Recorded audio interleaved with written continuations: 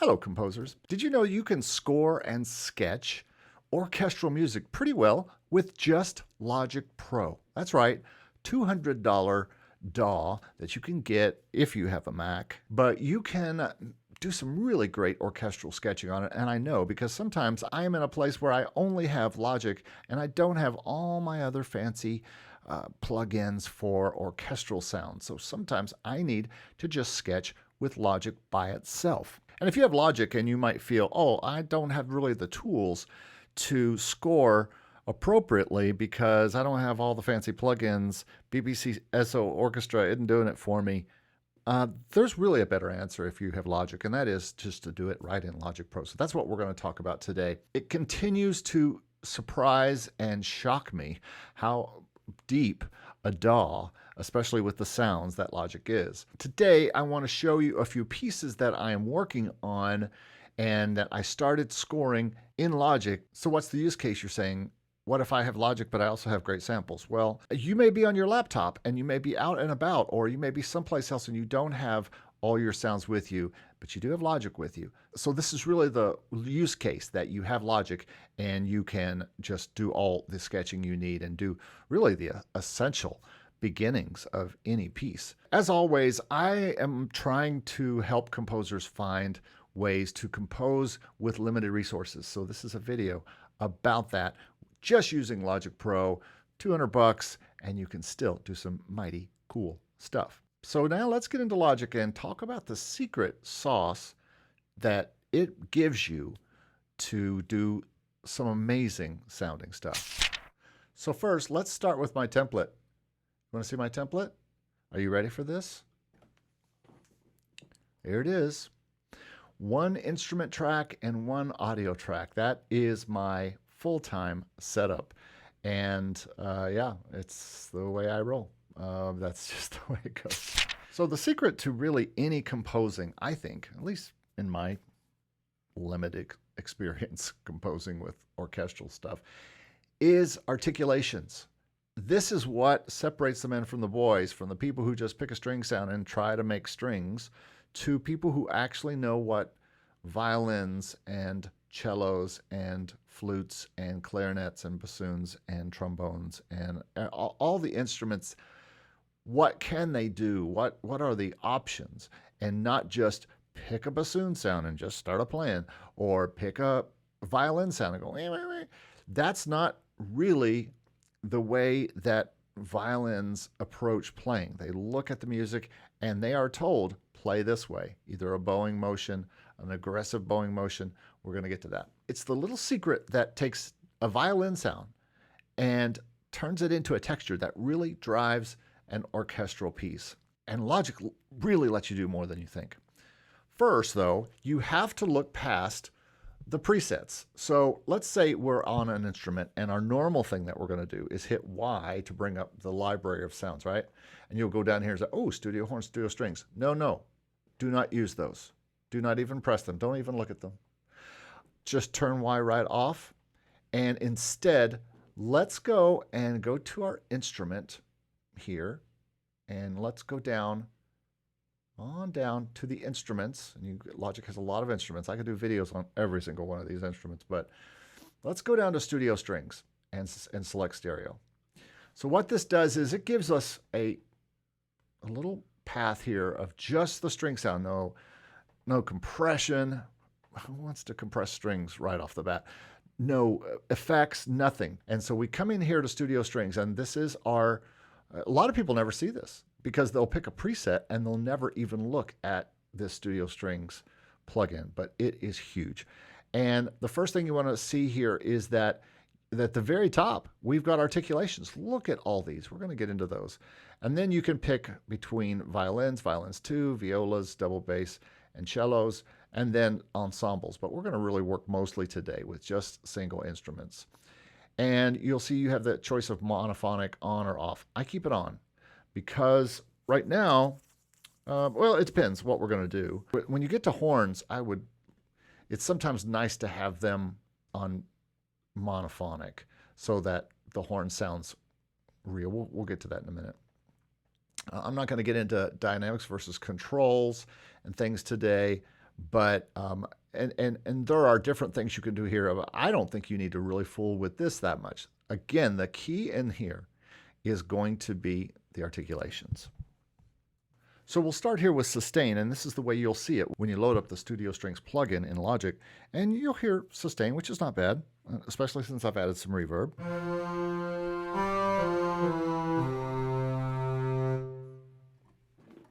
And the other thing that's great about this, it does add vibrato with the modulation wheel. But spiccato, I think, is where you can really get some really interesting things going fast, especially some low MIDI sounds.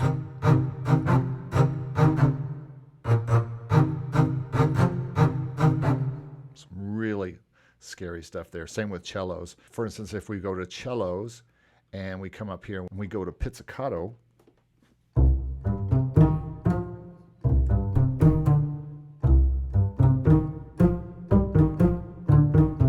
again, this reverb I'm using is a Logic reverb. It's just in their Space Designer. It's called Scoring Stage, one of my favorite things to use for orchestral sketching. So very nice pizzicato. We could get into lots of other ones.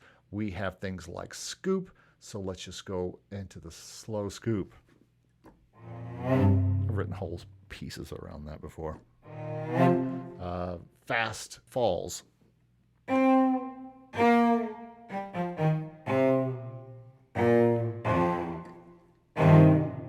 So a lot of falls. Lots of things. I mean, there are as many things. We got trills.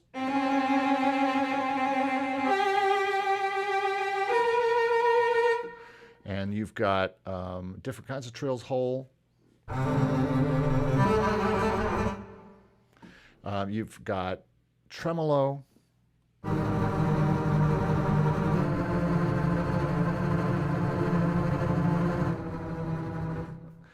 You've got these for all the things. Spiccato in the double bass.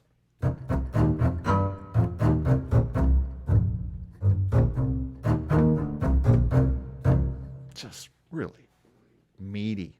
And sometimes I will tell you that the spiccato sounds on Logic I keep with the other sounds that I'm using from other programs because they just have a bite that's better than some of the higher end samples, to believe it or not.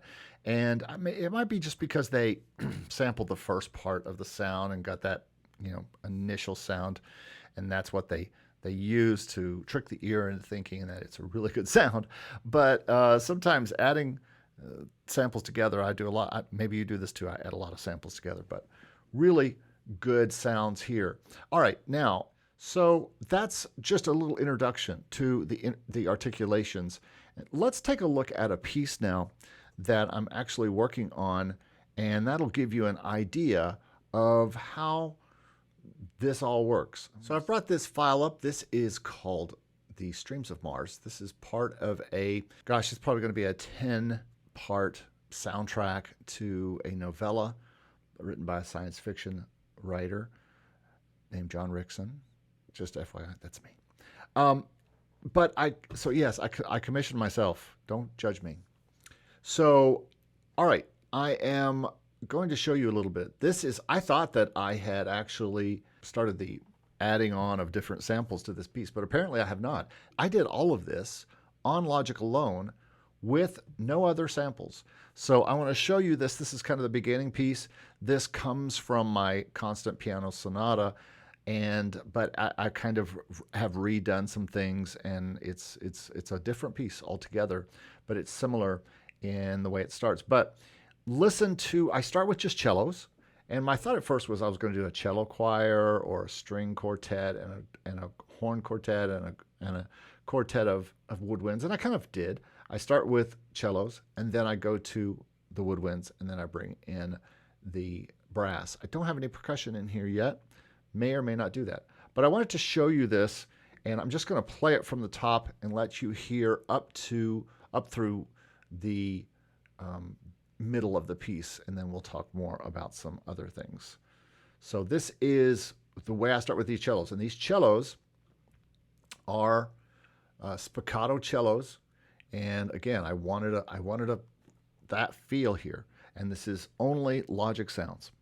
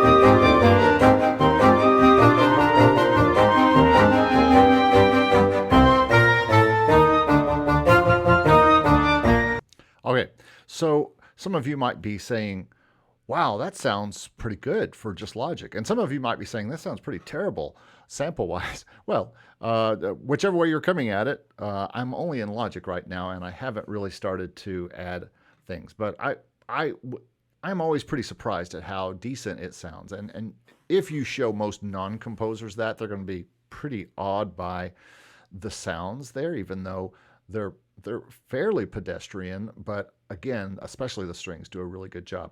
And I use the strings just like I showed you, setting it up in Studio Strings. I put all the, if we look at the mixer, you'll see there's nothing but my effects in here. I don't have any audio effects. I don't have any compression or EQ. I don't have anything going on yet. This is all just Studio Strings. You're seeing the strings plug in here, and then you're seeing the sampler plug in here. We'll get to the Woodwinds in a minute. Okay, so I want to talk a little bit about the horns. And so I'm just going to make a duplicate track of this one so I don't mess anything up. Again, you might be tempted when you're going to look for sounds in Logic to hit the Y key and go to the library and go down here to Orchestral and start to pick from these. Do not do this. And the reason I don't want you to do this is I'll show you what it does. It goes to horns. Let's say we want a trumpet. We're going to go to Orchestral. We're going to go to brass, and we're going to go to trumpets. Well, it's going to put other things. It's going to throw a bunch of effects in. It's going to put an EQ on. There are instruments that might put a compressor on. I don't want any of that nonsense. So let's clear that channel and reset that channel strip. And I'm going to get rid of the library. And I'm just going to go in here, and I'm going to choose on the instrument. I'm going to go down to Studio Horns, just like we did Studio Strings. And in Studio Horns, I'm going to be able to play the trumpet by itself. Again, we have all these articulations inside the horns.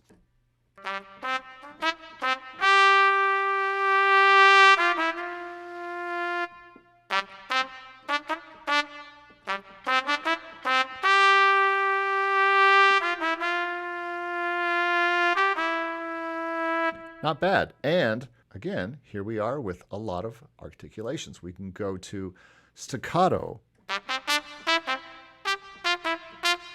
For faster phrases, we can go to marcato. We can go to expressive. We kind of started there. We can do some falls. Long falls. We can do short falls. Really short falls. And we got a medium fall in there too. We can do deutz. A lot of nice articulations. Shake.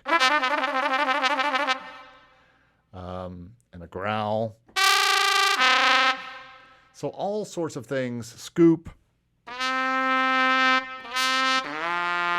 So a lot of things you can do there with trumpets. Same way we can do it with the trombone. And the trombone's going to be just the same. We're going to have all the same things. When we could start, here's trombone with effect on it.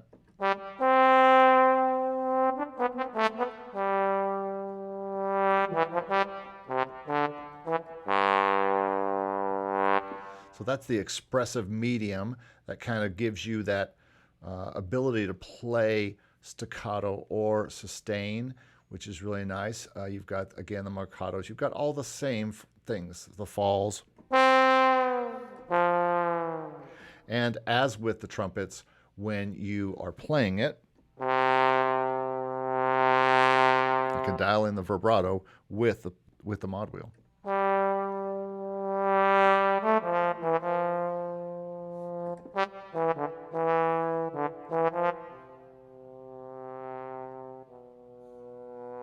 So not bad at all, especially for just a free plugin. But the key is, if you don't see these, there's a little button up here on the top right that'll turn off this section, and you got to be able to see all of these articulations, because again, secret sauce is the articulations. Deut's the same, but there's 4 different kinds of trombone, including a bass trombone. Turn off the Deut.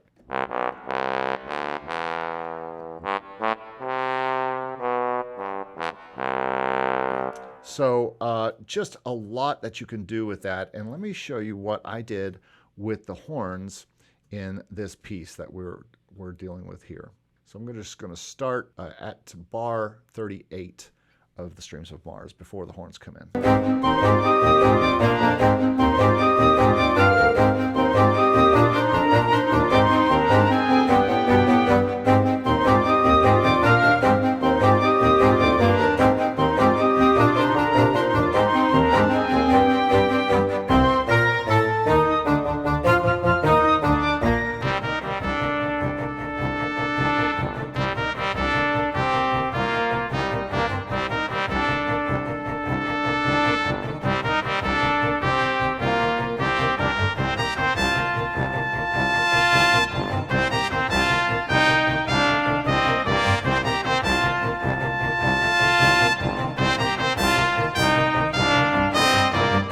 Okay, so if we solo those and play them just where the trumpets come in, I've got tuba, trombone, and trumpet.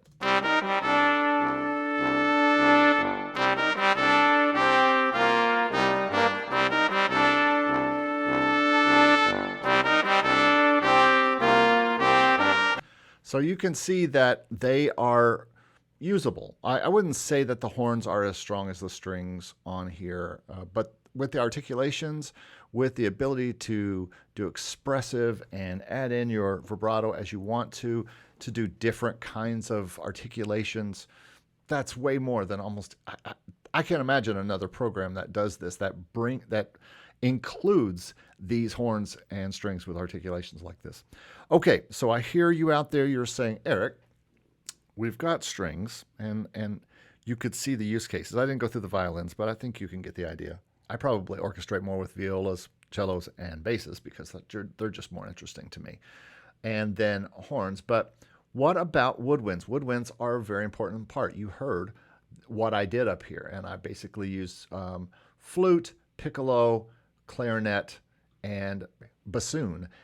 And you can see the different ways I had to do it. Now, unfortunately, there is not a wind instrument on Logic. Come on, Logic. Give us a studio winds section. But what they have given us is something almost just as good. And that is their sampler. And if we go to the sampler and we go to this, we'll just stay on this bassoon file. We'll go to the sampler and we'll call that up. And we get what used to be called the EXS sampler. Now it's just called the Logic sampler. And we go in here and we go down to presets and we go to orchestral and we go to woodwinds and we get this very nice selection. I'm in the way. Let me get me out of the way. So we get this very nice selection. If we go down to the orchestral and we come over to woodwinds, this really nice selection of sounds from bassoons, legato, staccato, solo plus, which is, I'm not really sure what the difference is there, legato clarinet, solo, legato staccato, solo clarinet, then just a clarinet solo. And these solo patches kind of let you play legato and staccato both at the same time. We've got the more clarinets plural, so you can have legato section and staccato section. and then the solo, then the group sections. Flute, we'll get to flute in a minute. English horn, same, legato, staccato. Flute, legato, staccato. Not as many.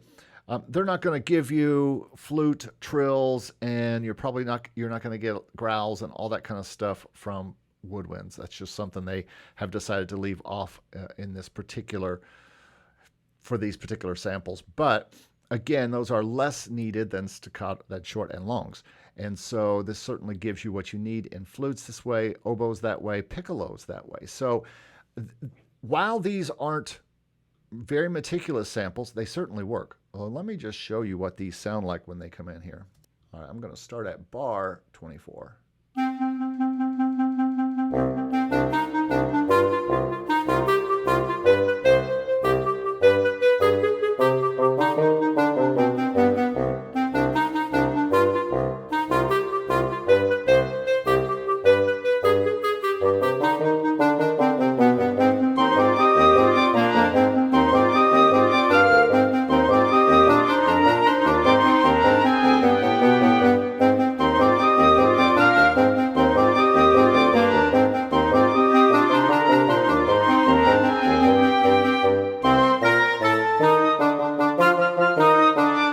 So while I don't think that the woodwind sounds are as probably flexible and as many articulations as the strings and the horns, I do find them perfectly usable, and they really work fine across the board. I'm going to play you the whole piece here so you can see the cellos, or I should say the strings that I use, the horns that I use, and the winds that I use, and see how they all work together for this piece. Quite a few time signature changes. That's part of this particular piece. It goes back between 6, 5, 4, 3. I mean, it's all over the place. Let's listen to this whole thing. We'll go from there. Here we go.